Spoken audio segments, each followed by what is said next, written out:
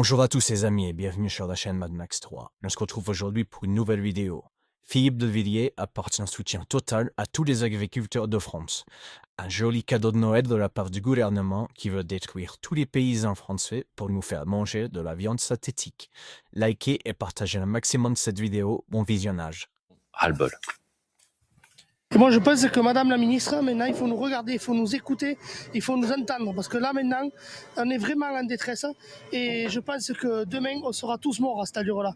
On a eu la FCO, la MH qui est passée par là. On a eu des cas, on a eu des vaches vides et on a fait avec. Quoi. On a sauvé les bêtes et là, il faut faire pareil, il faudra vivre avec. On n'arrivera jamais à l'éradiquer, c'est impossible. Ça me donne aucune envie de continuer, quoi. Enfin, on dégoûte toute une génération avec ce genre d'intervention.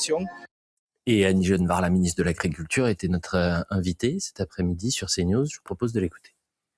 Au 29 juin, on détecte pour la première fois l'apparition de la dermatose nodulaire contagieuse sur un bovin en Savoie.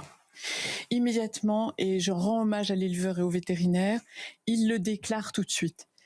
5 semaines plus tard, nous avions 78 foyers.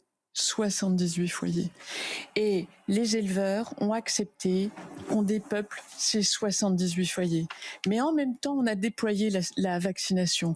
Parce que l'abattage n'est pas la seule réponse à la maladie, bien sûr.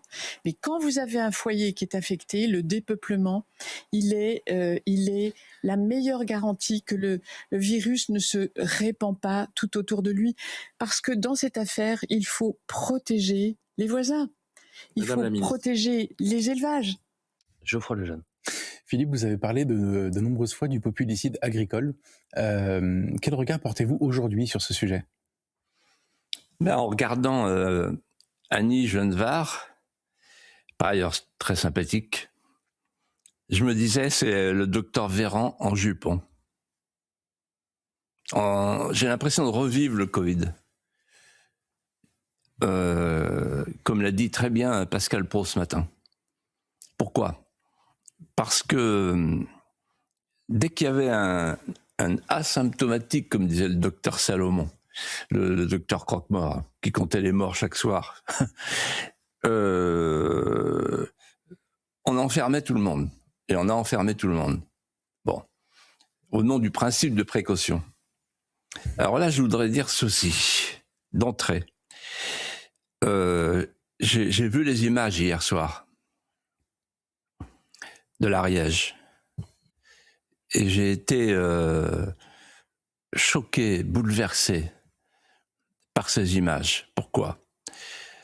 Parce qu'il y a une différence de traitement entre, comme l'a dit Eric Ciotti d'ailleurs tout à l'heure dans un tweet, regardez comment ils font attention avec la DZ Mafia.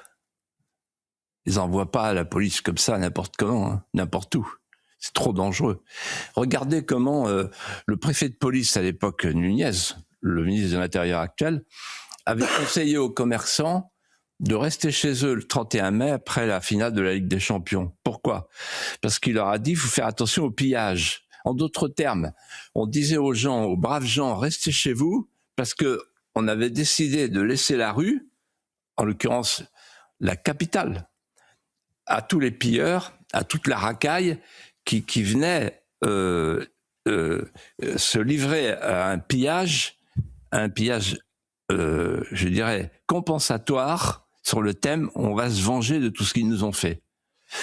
Et donc, quand les banlieues se déplacent, là, on dit à la police « oh là là, attention, hein, vous restez loin à l'extérieur ». Là, on a eu des hélicos avec des fumigènes et des blindés, vous vous rendez compte ?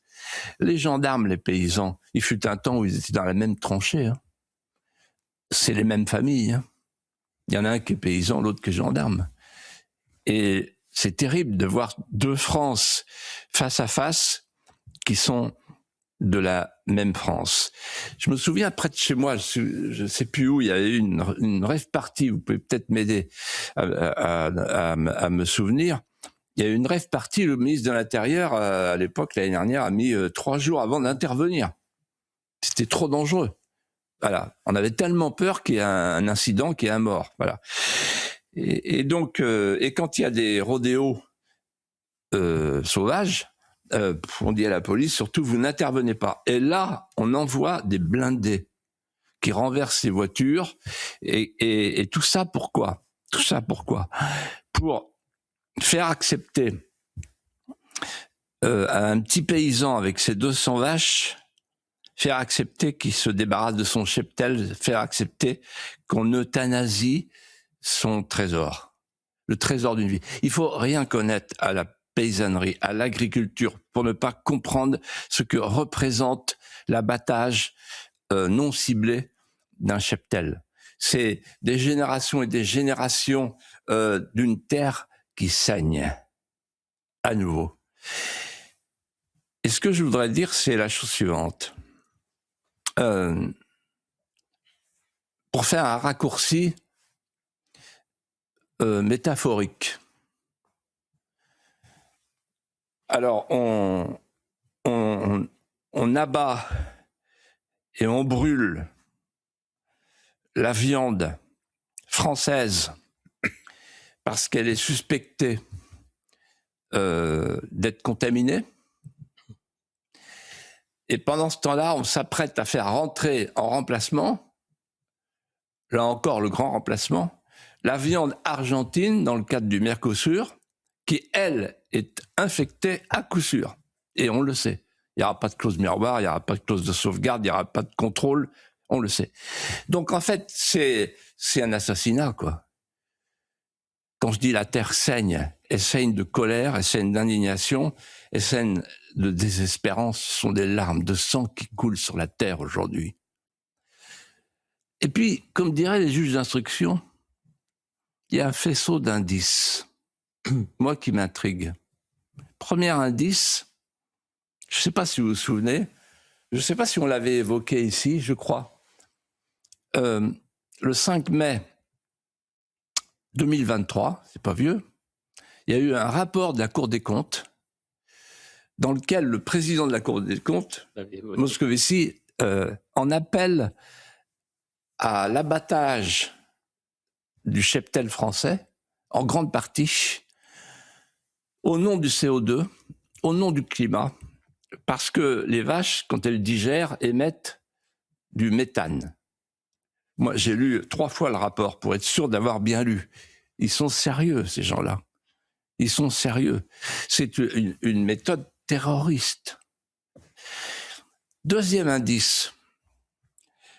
Je ne sais pas si vous vous souvenez de M. Canfin. Canfin. Pascal Canfin. Voilà, Canfin. Eurodéputé. Proche de la Macronie. Est-ce que vous vous souvenez, c'est lui qui a amené la danse sur le pacte vert. Et qu'est-ce qu'il a demandé? Et qu'est-ce qui a été voté? 20% de terre en moins, 25% de production en moins au nom du pacte vert. C'est-à-dire pour sauver la planète, on dit aux paysans, là encore, il faut, et lui il a dit, 20 ou 30% de cheptel en moins. En fait, la fin du cheptel français. Et pendant ce temps-là, on avait le ministre de l'économie, l'inénarrable ministre de la Défense, qui est resté 24 heures, ministre de la Défense, le fameux ministre de la transition érotique, Bruno Le Maire, qui dit ah mais moi je préfère la viande de synthèse. Vous voyez, donc petit à petit, on explique aux gens, quand je dis faisceau d'indices, là on est sur un indice fort que ah non, la viande c'est plus ça, quoi. Bon. Et donc le pacte vert, voilà. La Cour des comptes, le pacte vert. Et puis alors, évidemment, ce qu'on n'a pas dit, ce que les Français ne savent pas, c'est pourquoi on abat dans l'Ariège les vaches. Parce que l'Europe l'a demandé, parce que c'est une norme européenne. Et tout à l'heure, le président de la FNSEA a dit, sur notre antenne, sur CNews, il a dit, si jamais on n'abat pas les vaches, à ce moment-là, on sera mis sous cloche par l'Europe. La France mise sous cloche par l'Europe. Et là, j'ai pensé au général de Gaulle.